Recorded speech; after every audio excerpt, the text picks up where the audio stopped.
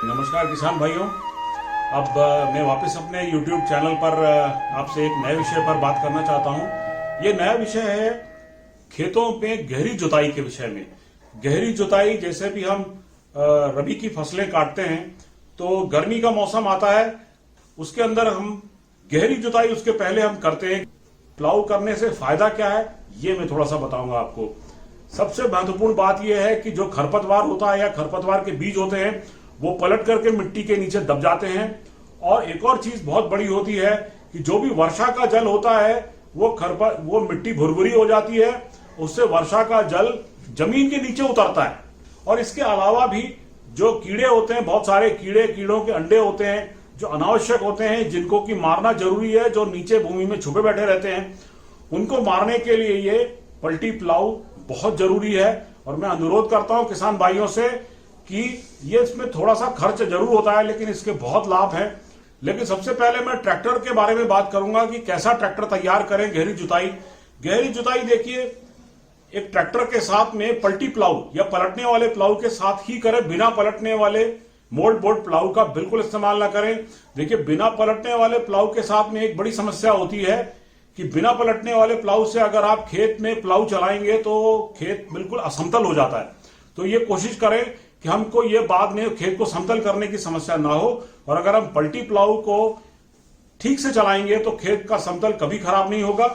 और पलटी प्लाऊ जो भी चलाएंगे उसके लिए मैं ट्रैक्टर की तैयारी के विषय में थोड़ा सा बताऊंगा कि यदि आप जिस भी ट्रैक्टर का इस्तेमाल कर रहे हैं, कोशिश करें कि यदि काली मिट्टी में ट्रैक्टर है तो वो 40 हॉर्स पावर से ऊपर का ट्रैक्टर हो और उसके पिछले टायरों में वाटर बैलास्टिंग जरूर हो। वाटर बैलास्टिंग से ट्रैक्टरों की जमीन के साथ में पकड़ अच्छी रहती है और प्लाऊ को खींचने में सुविधा रहती है। और गहरी जुताई भी प्राप्त करा जा सकता है, जुताई गहरी होती है। और एक और कोशिश ये करें कि हवा का दबाव बिल्कुल अधिक ना हो। अगर हवा का दबाव अधिक होगा तो प्लाऊ गहराई के अंदर तक नहीं जाएगा और गहरी जुताई बिल्कुल नहीं हो सकेगी। और इसके साथ साथ एक बड़ा नुकसान होता है, टायर में फिसलन होती है। और फिसलन में एक और बड़ी समस्या होती है कि टायर का घिसाव बहुत होता है। ऐसा काली मिट्टी में अक्सर देखा जाता है कि जो भी पिछले टायर हैं वो बहुत जल्दी घिस जाते हैं, तुलनात्मक रूप से जैसे दूसरी मिट्टी है उन मिट्टी में घिसने की समस्या काफी कम होती है। कि खासतौर पर जो लाल मिट्टी है जहां पर दिक्कत होती है पानी के रुकने की, उस मिट्टी के अंदर में आप प्लाऊ ना करें। धान के खेतों में भी प्लाऊ ना करें, क्योंकि ये लाल मिट्टी में ऐसा देखा गया है कि इसमें पानी बहुत आसानी से जमीन के अंदर उतर जाता है। गहरी जुताई के बहुत लाभ हैं। प्रत्येक 3 वर्ष के बाद में गहरी जुताई जरूर करें। पलटी प्लाऊ से करें, बिना पलटने वाले प्लाऊ का बिल्कुल इस्तेमाल ना करें। इससे वर्षा जल का भी हमें लाभ मिलता है, हमें कीड़ों को मारने में भी लाभ मिलता है और हमें खरपतवार और उनके बीज को भी नष्ट करने में हमें मदद मिलती है। तो मैं ऐसा समझता हूं मेरे किसान भाई सभी इस बात को समझ गए होंगे कि गहरी जुताई किस तरह से करना है, उसका अधिक से अधिक लाभ कैसा लेना है। और ये मेरा YouTube का ये जो अगर आपको पसंद आया हो तो इसको लाइक करें, शेयर करें। जितने अधिक आप शेयर कर सकेंगे इससे हमारे किसान भाइयों को लाभ होगा। बहुत बहुत धन्यवाद किसान भाइयों, नमस्कार। किसान भाइयों, गहरी जुताई के समय आगे बताई गई बातों को ध्यानपूर्वक सुनें और उनका ध्यान रखें। पहला, जुताई की गहराई 8 से 10 इंच हो।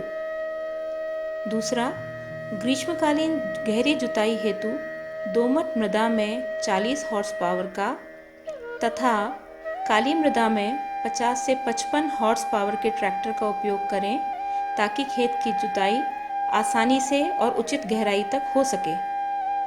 दूसरा, प्लाऊ की चौड़ाई का चुनाव ट्रैक्टर के पहिए की चौड़ाई के अनुसार करें। तीसरा और बहुत महत्वपूर्ण बिंदु है कि ट्रैक्टर के पहिए गहरी जुताई के समय जल्दी जल्दी घिसते हैं। इस स्थिति से बचने के लिए सबसे पहले ट्रैक्टर के पहिए को जैक पर चढ़ाएं। इसके बाद ट्रैक्टर के पिछले पहिए को घुमाकर वॉल्व को नीचे की ओर ले आएं, फिर वॉल्व निकाल दें। साथ ही टायर से पूरी तरह हवा भी निकाल दें। अब इस ट्यूब की टोंटी से ट्यूब में तब तक प्रेशर से पानी भरें जब तक पानी टोंटी से बाहर ना निकलने लगे। इसके बाद पहिए को 20 से 30 डिग्री के कोण पर घुमाकर टोंटी से अतिरिक्त पानी को बाहर निकाल दें। इसके बाद टोंटी में वॉल्व दोबारा लगा दें तथा ट्यूब में 12 से 14 पाउंड हवा भर दें। आप पाएंगे कि अब जब टायर खेत में चलेगा तो खेत से चिपक कर चलेगा और फिसलेगा नहीं। इस विधि को अपनाने से टायर जल्दी जल्दी नहीं घिसेंगे और लंबे समय तक सुरक्षित रहेंगे। इस विधि को तकनीकी रूप से वाटर बैलेस्टिंग कहते हैं। ये कार्य किसी प्रशिक्षित व्यक्ति से ही करवाएं।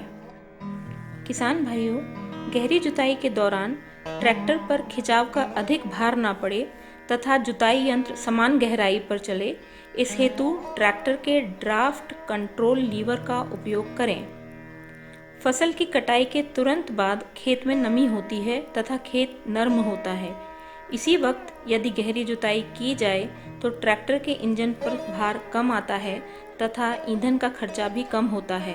अतः फसल कटाई के तुरंत बाद ही गहरी जुताई करें, यह लाभकारी होता है।